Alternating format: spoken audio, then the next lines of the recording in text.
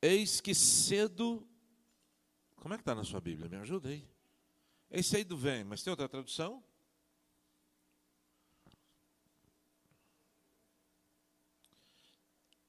Tem alguém que tem alguma outra tradução? Vem em breve.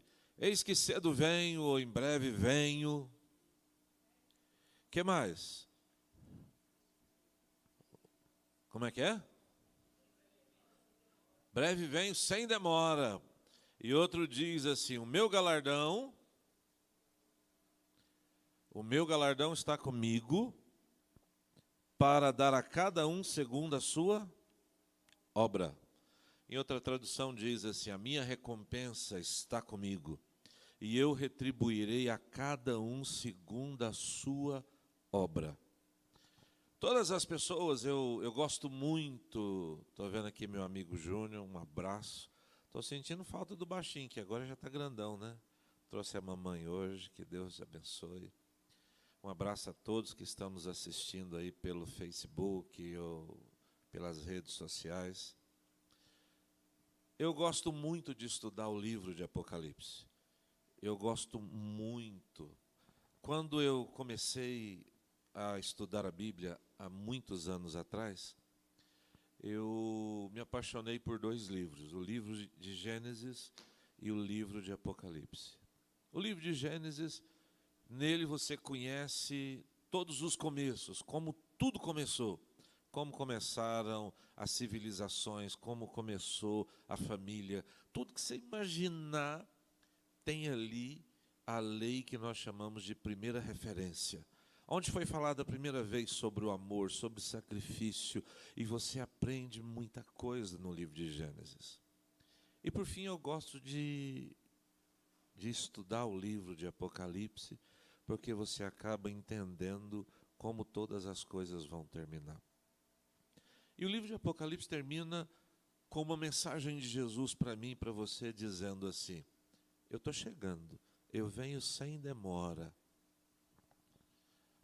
A minha recompensa, o meu galardão está comigo, e eu vou retribuir as suas obras. Entenda uma coisa: a salvação é pela fé. E não tem nada que você possa fazer que possa salvar a sua vida. A salvação é pela fé.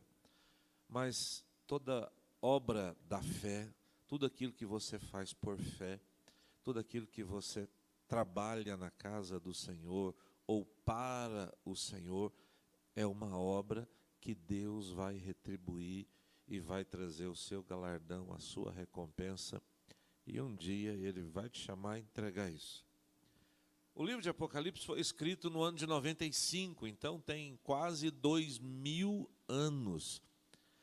E eu escrevi uma coletânea sobre o livro de Apocalipse. Eu escrevi 9 e-books. Na verdade, há 20 e poucos anos atrás, escrevi um livreto e fui escrevendo.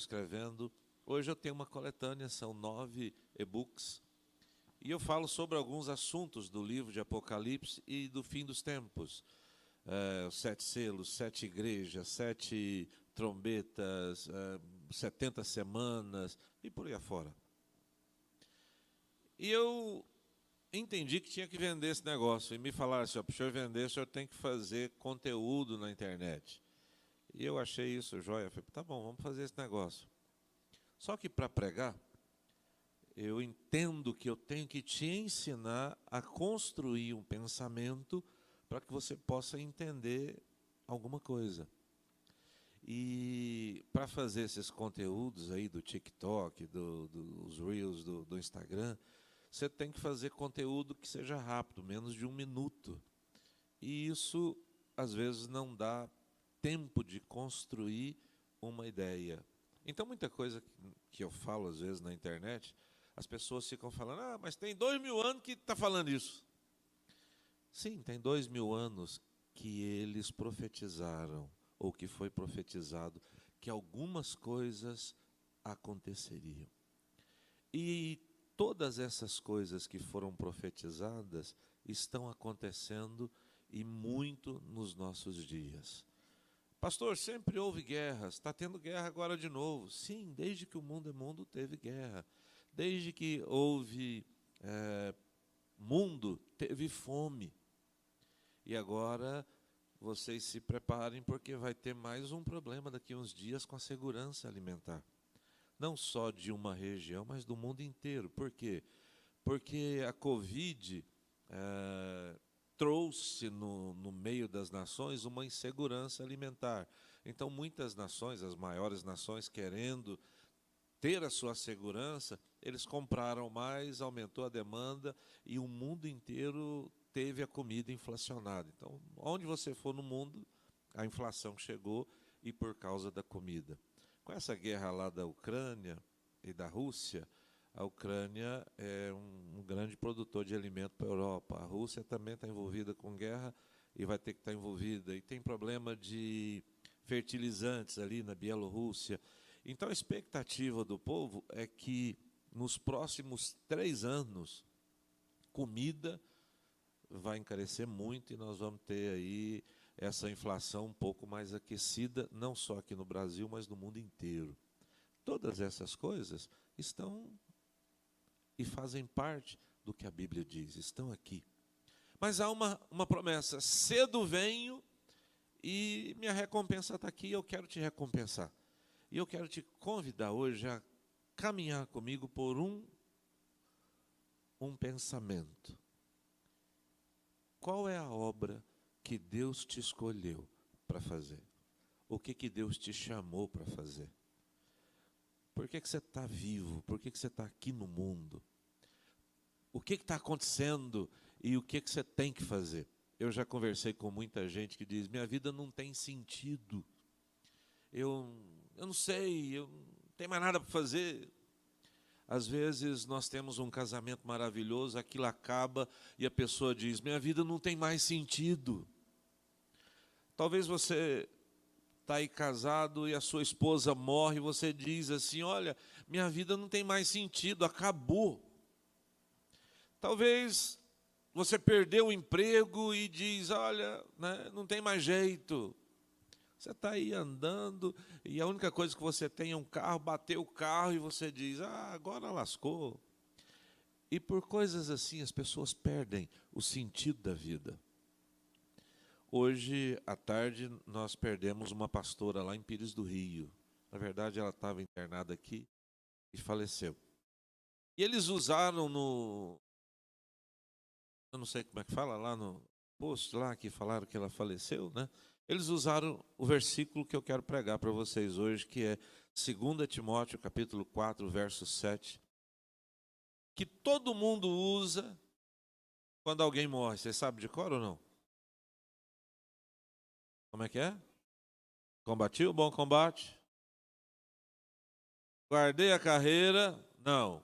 Cumpri a carreira e guardei a fé. Então abra sua Bíblia, eu quero que você leia, porque é importante. Combati o bom combate, corri a carreira, ou acabei minha carreira. Paulo diz assim: acabei minha carreira, né? Terminei a carreira e guardei a fé.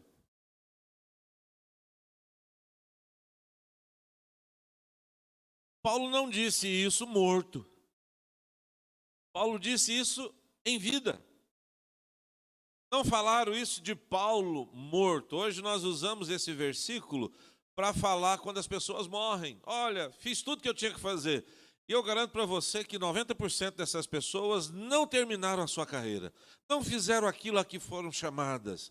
Elas terminaram a vida chorando, angustiadas, desesperadas, porque não sabiam e não tinham certeza do que realmente eles vieram fazer nesse mundo. Paulo teve a consciência de falar: eu cumpri a carreira. Pronto.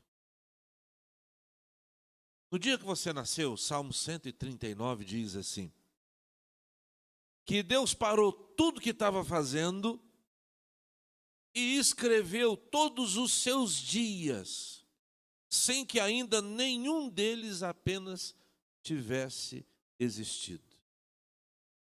Deus fez um plano, e ele diz isso no livro de Jeremias: eu sei o plano que eu tenho para vós, planos de paz, para vos dar esperança e futuro, ou o fim que vocês desejam. Então, Imagina só a dificuldade que é para Deus organizar, por exemplo, eu não sei aqui, quantos aqui estão solteiros hoje? Só você, Júnior? Como é que faz? Você já imaginou como é que é para Deus arrumar alguém para você passar a vida inteira com essa pessoa? Para dar certo, para funcionar? Então, vou contar uma história pequena, depois você corta. Aqui tem como cortar lá, Felipe? Eu e a minha esposa, nós dois trabalhávamos no banco.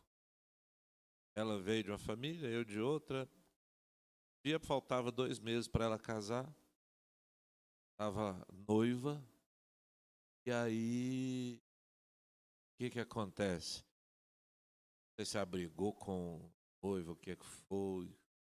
Hã? Ela tá ali. Não conta não, né?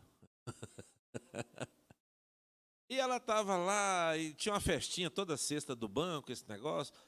E eu era meio boyzinho assim, meio gatinho. Tava de tênis branco, calça lia, que as camisetinhas, né? Passei perto e descascando uma balinha. Ela falou assim, essa balinha? Me dá uma balinha, né? Eu só tenho uma na boca e dei um beijo nela, irmãos. Nunca mais me largou, até hoje. Tem 32 anos. Estamos casados e somos muito felizes. Mas você já imaginou a bagunça que não foi para ela encontrar 37, 35 anos, né? Já imaginou o que Deus não fez para esse momento dar certo? Imaginou se ela casasse com outro, fosse infeliz pro resto da vida, eu ia arrumar outra mulher, então é tão difícil. Mas Deus faz com que momentos aconteçam. E para esse momento, Deus prepara a sua vida. Seja para um casamento, seja para um filho, seja para fazer uma obra. Mas Deus te preparou para um momento muito especial. De vez em quando alguém pergunta, como é que eu faço? Eu preciso de arrumar um homem. Eu falei, é o que você falou, preciso de arrumar um marido. E não é fácil. Tem 7 bilhões de pessoas no mundo, 8 milhões, e só um vai dar certo com você e vai ser uma benção. Então, vai encontrar. Fique tranquila que é igual achar uma agulha no palheiro, né? Demora, mas acha e vai dar certo. Isso não é só no amor. Em todas as áreas da nossa vida, Deus tem um plano e Deus preparou um sentido para a minha vida. Abra sua Bíblia comigo no livro de Hebreus, capítulo 12, versos 1, 2, 3, 4. Vocês vão me ajudar a pregar? Então, vamos juntos aí, pode ser? Quem encontrou, diga para mim primeiro versículo aí. 12, 1. Portanto, nós também, que estamos rodeados de uma tão grande nuvem de testemunhas. Então, presta atenção, eu e você, todos os dias, estamos rodeados por uma nuvem de testemunhas. A começar, marido, filho, mulher, mãe, pai, avô, os parentes, os amigos, todos aqueles com quem nós trabalhamos, a igreja. Então tem uma nuvem de testemunhas que vão testemunhar a seu respeito, mas principalmente anjos e demônios estão aí nos ares, rodeando a sua vida, como testemunhas de que você talvez não fez o que deveria fazer. Eu quero que eles testemunhem a respeito de mim o que eu deveria fazer. Vou chegar lá. Se você está rodeado, o que a Bíblia diz que eu devo fazer? Deixemos de lado. Como é que está aí na sua Bíblia? Deixemos de lado todo embaraço, é assim? Tudo aquilo que nos atrapalha, tudo aquilo que nos impede, todo o embaraço e o pecado que tão de perto nos rodeia. E o que mais? Corramos com paciência a carreira que me foi proposta. Irmãos, eu volto aqui a dizer o que eu estava falando no começo. Para que você nasceu? Qual é a carreira que foi proposta na sua vida? O que você tem que fazer? Eu já conversei com muita gente que diz assim, olha, eu nasci foi para sofrer, porque eu nunca vi sofrer do tanto que eu sofro. Tem gente que diz, eu estou trabalhando demais. E eu digo para você, aqui na Bíblia, diz que aqueles que amam a Deus, Deus dá sabedoria, relacionamento e alegria. Ao pecador, Deus dá trabalho, muito trabalho, para fim de que ele ajunte e amontoe. Então, se você está trabalhando demais, é porque você está em pecado. Você é contra trabalho? Não. Mas está na Bíblia, então eu creio na Bíblia. Então, ao pecador, Deus dá muito trabalho. Você precisa entender uma coisa só. Deus te chamou e te trouxe à vida. Não foi para sofrer, não foi para chorar. Deus não tem filhos para perdição. E Deus não quer que nós tenhamos também filhos para perdição. Se nem os meus filhos são para perdição, se eu sou filho de Deus, eu não fui chamado para perdição. Eu não fui chamado para sofrer e viver angustiado nesse. Agora, nos falta uma direção clara daquilo que eu tenho que fazer. Tem coisas que são duras. Por exemplo, Jesus. Jesus veio a esse mundo e ele tinha um objetivo. Qual que era? Salvar a humanidade. Então, fazendo isso, ele curou enfermos, ressuscitou mortos, transformou a água em vinho, multiplicou pães. E os discípulos, um dia, Pedro chegou perto dele e disse assim, que legal. E Jesus falou, agora eu vou morrer, eu vou descer para Jerusalém, vou ser crucificado. E Pedro abraçou Jesus e falou, não, não vai fazer isso, não. Ele não precisa disso. Vamos continuar fazendo o que nós estamos fazendo. E Jesus disse para ele, afasta-te de Satanás, porque você não sabe o que você está falando. Eu vim para essa hora, eu fui preparado para esse fim. Se Jesus não tivesse morrido, seus pecados não teriam sido perdoados. O único Deus destinou à morte foi Jesus, para que todos nós possamos ter vida e vida. Por isso eu garanto a vocês que Deus não destinou nenhum de nós à dor e ao sofrimento. Jesus, lá no livro de Isaías, capítulo 53, diz exatamente o que eu vou falar a vocês. Deus destinou Jesus para que o castigo que nos traz a paz estivesse sobre a vida dele. Então, todo castigo para você é pouco. Tem gente que fala assim, você já viu? Pois todo castigo destinado à sua vida, aos seus erros, Jesus levou sobre si. Você não precisa mais. Todas as dores, ele levou sobre si. Eu não preciso mais desse sofrimento. Mas agora eu estou sofrendo e às vezes me angustio, porque eu não conheço o que está preparado para mim. Porque o caminho de Jesus foi de dor, de sofrimento, de cruz, para que eu não passasse por esse caminho. Então tem uma carreira proposta para você, você vai ter que ter paciência, mas nós vamos cumpri-la com amor e carinho. Agora eu pergunto para você, você sabe qual é o objetivo da sua vida? Deus já falou com você? Ninguém fica na escuridão diante de todo mundo que serve a Deus. Deus já falou com ele, seja por uma palavra profética, seja por dando um servo e profetizando, seja pela Bíblia, seja num culto, uma palavra brotou, mas Deus usou de alguma forma para te contar qual que é o objetivo da sua vida. Eu sei que todo mundo aqui sabe. Porém, de vez em quando, nós erramos. Eu vou explicar a vocês uma coisa. Eu morria de medo de altura. Quem tem medo de altura aqui? Eu tinha medo de altura. E um dia, por uma coincidência da vida, eu nunca gostei de andar de avião. Porque tinha um pouquinho de medo. Tenho mais medo. Eu tive que entrar num avião. Pela primeira vez eu entrei num avião e eu fui num Air, lembro até hoje. Era de um empresário. Eu fui buscar uma pessoa e eu estava com muito medo. E aí o piloto olhou e falou assim: o senhor está com medo, né? Eu falei: muito. Ele falou: senta aqui do meu lado. Aí eu passei, sentei do lado dele, lá onde fica o copiloto. E ele foi me falando: olha, fique tranquilo, não tem problema aqui, as nuvens, eu vi as nuvens subindo e aquele negócio de vez em quando. E ele foi me explicando tudo sobre o avião.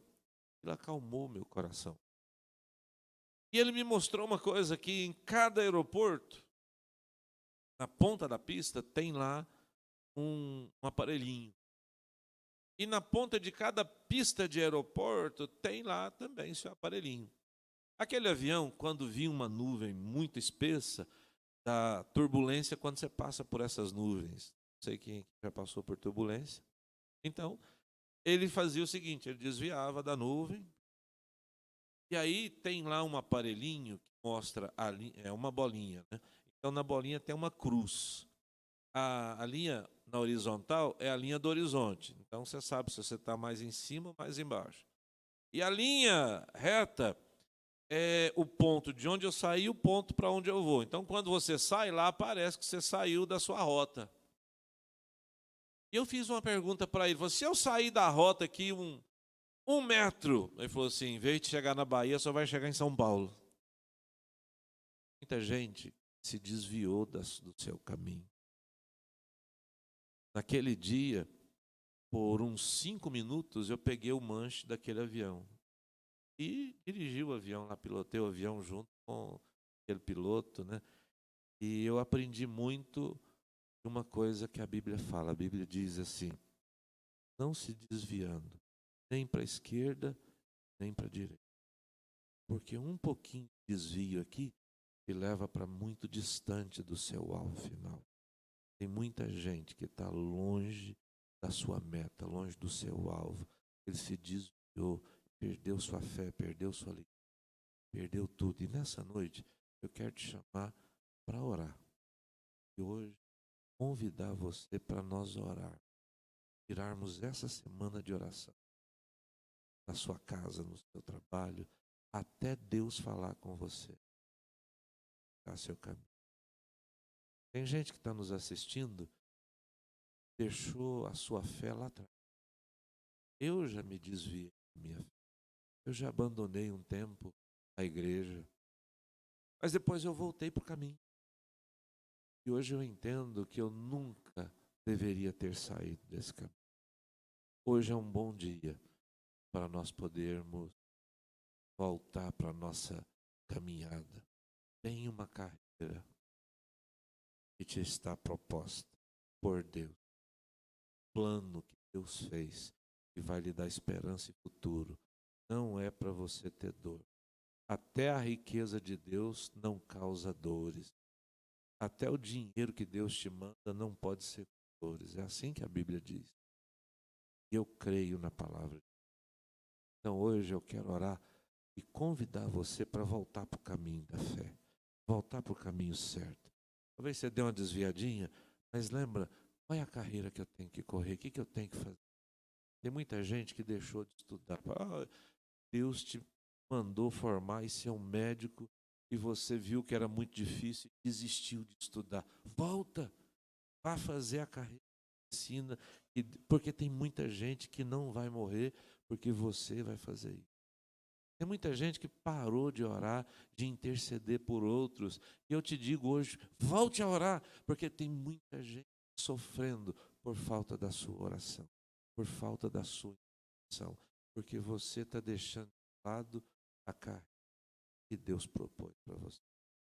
Eu quero ser como foi Paulo.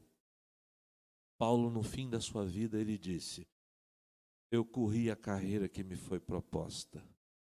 Eu não quero terminar minha vida chorando e gemendo, dizendo: não, eu tenho muita coisa para fazer ainda, eu preciso de fazer mais coisa, eu não dei conta de fazer tudo que eu queria. Irmãos, eu não vou dizer a vocês que eu estou pronto para morrer, não estou. Estou pronto para viver com Jesus. Eu já passei perto da morte várias vezes. Tem aquela musiquinha que eles usam lá no TikTok, como é que é? Tem TikTok, vocês não vê lá, né?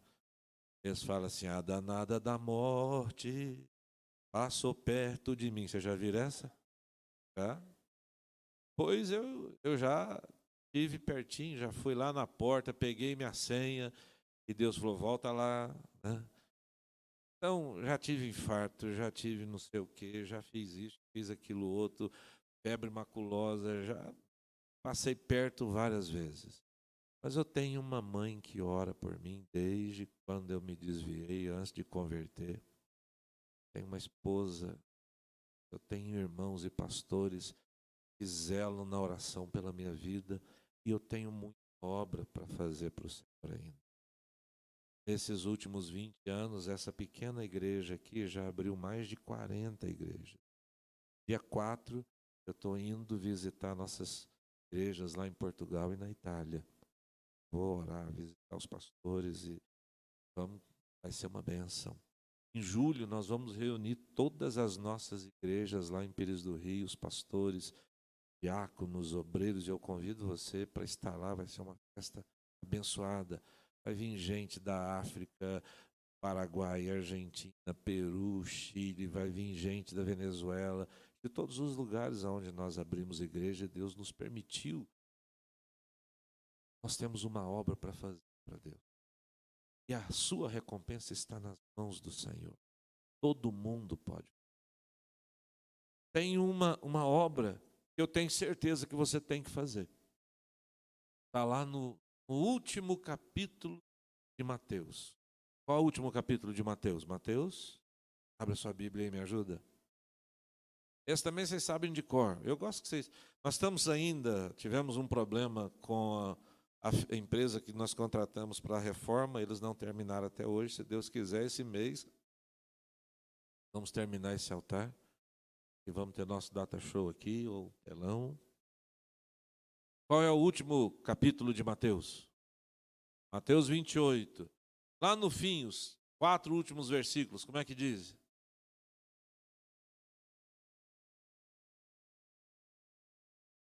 Todo poder, toda autoridade foi me dada nos céus e na terra. É debaixo dessa afirmação, irmãos, dessa revelação que Deus deu, que Jesus deu, dizendo: olha, não tem nada que não me obedeça nesse mundo. Não tem nenhuma dificuldade. Eu converso com as pessoas: pastor, é difícil demais, esse problema é grande, meu casamento. Eu vou dizer a vocês, tem alguém que é mais poderoso do que tudo, mais poderoso que o capeta, mais poderoso do que o Putin, mais poderoso do quem quer que seja. É Jesus. Ele diz: todo poder foi me dado. Pronto. Então agora, o que ele manda eu fazer? Ir por todo mundo, pregar o evangelho a toda criatura, fazendo discípulos. Se tem uma carreira que eu sei que você é obrigado a cumprir, é fazer discípulo. Quem é seu discípulo desse último ano? Quem que você discipulou nesses últimos tempos? Se você não tem um discípulo, eu já digo de cara para você que você não está cumprindo o que Deus falou. O que é formar um discípulo? Vou convidar alguém para vir na igreja. Não, não é isso. Não é convidar ninguém para vir para a igreja. Pode convidar, uma benção. Mas você precisa ensinar às pessoas aquilo que você aprendeu. Ainda que seja pouco, você tem que ensinar. Toda segunda-feira nós temos aula aqui na igreja. Nós temos uma aula com o pastor Josafá, que é de teologia, uma aula para quem quer ser obreiro. Ele dá uma aula e eu dou outra, lá na sala. Nós temos aula para novos convertidos, com a Ana e com o Fernando. E segunda-feira agora eu vou começar um curso de 8 semanas. Doutrinas bíblicas básicas, 8 doutrininhas básicas para você fazer um discipulado. 8 semanas. E se você quer aprender, eu vou te presentear com uma apostila. Venha amanhã, na segunda-feira, eu vou te presentear com a apostila para você discipular alguém. Então, a primeira coisa que eu preciso é entender qual é a primeira ordem de Jesus. Eu preciso fazer discípulos. Enquanto você não fizer isso, você não conhece de fato o que Deus tem para você fazer. O dia que você começa a fazer a coisa para Deus, tudo que você deseja, tem isso na Bíblia? Agrada-te do Senhor, Salmo 37:5. Agrada-te do Senhor e Ele satisfará os desejos do seu coração. Eu creio numa igreja mais ou menos assim, irmãos. Tem como eu casar com alguém e não conversar com essa pessoa? Tem jeito? Não. Tem como você acreditar em Deus, confiar em Deus, entregar sua vida para Deus e não falar com Ele? Tem jeito? O nome disso é oração. Orar é conversar com Deus. Então, eu creio numa igreja que ora, que separa um tempo para falar com Deus. Qual é a pessoa mais importante da sua vida? Meu filho, esposa, mãe, meu pai. As pessoas dedicam. Agora, qual tempo você dedica a Deus? Qual tempo você dá durante o dia para falar com Deus? Pastor, não tem isso na Bíblia. O primeiro homem que Deus criou foi Adão. Adão tinha que trabalhar o dia inteiro, mas no fim do dia, o que acontecia? Deus vinha na viração do dia e conversava com Adão. Eles andavam lá no jardim do Éden, passeavam. Meu dia foi assim, meu dia foi assado. E Deus sabia de tudo, mas Deus tinha prazer em conversar com Adão. Deus tem prazer em conversar com você, em ouvir a sua alegria, ouvir suas tristezas, sarar seu coração. Eu creio numa igreja que lê a Bíblia. Não tem como você ter fé, porque a fé vem pelo ouvir, e ouvir a palavra de Deus. Não tem como você ser um homem, uma mulher de fé, se você não conhece a Bíblia. E por último, eu creio no discipulado, eu creio no ensino. Então nós queremos fazer uma igreja assim. A partir desse mês, a pastora Regina está aqui conosco em tempo integral. E nós vamos começar a fazer lar de oração, casas de oração. Se você quer que a igreja vá até a sua casa e ore na sua casa, converse com a pastora Regina, dê o seu nome e endereço. Um dos nossos pastores ou pastoras vão lá orar com você. Se você não lê a Bíblia, fale com a Regina também. Nós temos aqui a leitura bíblica diária. Eu te mando todo dia o que você tem que ler, 3, 4 capítulos a cada dia. Eu te mando de manhã cedo para você, a hora que der certo, durante o seu dia, você ler. Se você não consegue ler, bota um fone de ouvido no seu celular e você vai ouvir a palavra do dia. Mas você não vai deixar de ler a Bíblia. E por último, se você conhece a Bíblia, vem cá amanhã, pega a sua apostila e vai ensinar alguém.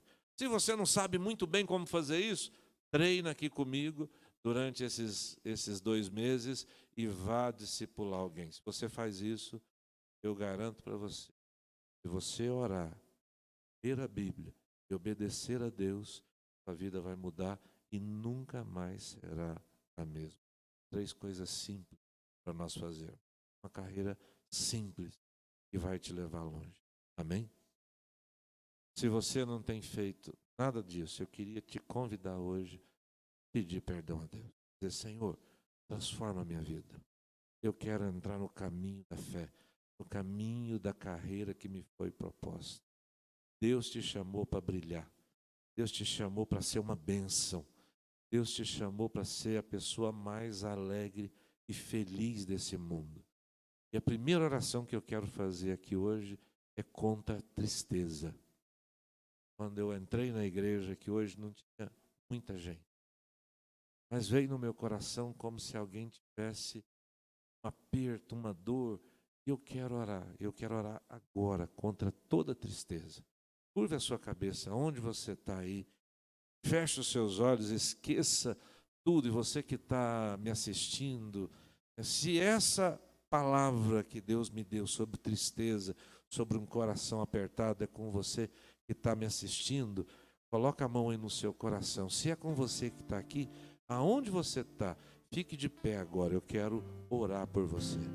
Eu quero pedir que a poderosa mão de Deus toque na sua vida agora.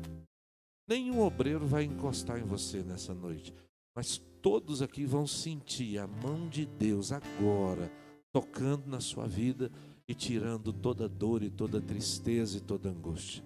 Pai querido, em nome do Senhor Jesus, eu repreendo o espírito da tristeza, do medo, demônio da depressão e da angústia. Eu te repreendo agora, em nome de Jesus. Senhor, que a tua mão poderosa toque agora no coração destes teus servos e servas, que mostram o coração hoje diante do teu altar, com angústia e dor e tristeza. E eu quebro a força dessa tristeza em nome de Jesus. Em nome de Jesus eu declaro a alegria do Senhor na vida de cada um dos teus servos. Em nome do Senhor Jesus. Levanta a sua mão, todo mundo, vamos ficar de pé. Levanta a sua mão lá para o lado da sua casa. Começa a orar pela sua casa, pela sua família. Eu gostaria que você orasse pelo seu trabalho. Eu vejo duas pessoas aqui. Elas estão sentadas numa mesa e causam muita dor a você. Duas pessoas juntas. E Deus vai dar paz agora no seu trabalho. Deus vai dar paz agora sobre a sua vida, lá no seu trabalho, em nome de Jesus. Pai, eu profetizo uma semana de paz nos lares.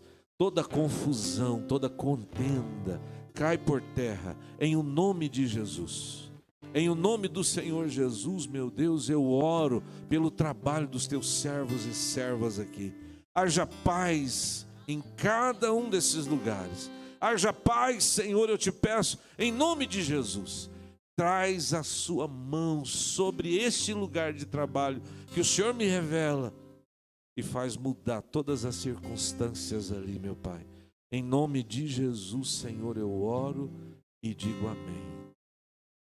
Vamos adorar a Deus cantando uma canção juntos? Seus olhos sempre atentos permanecem em mim.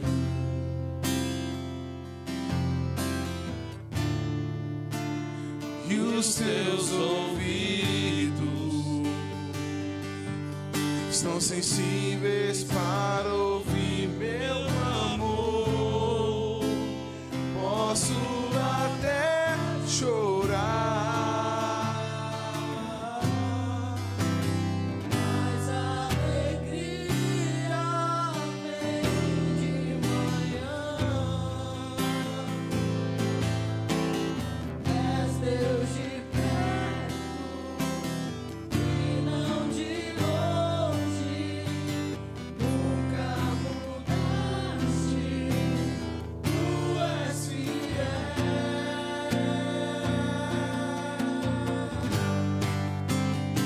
Deus de aliança, Deus de promessa.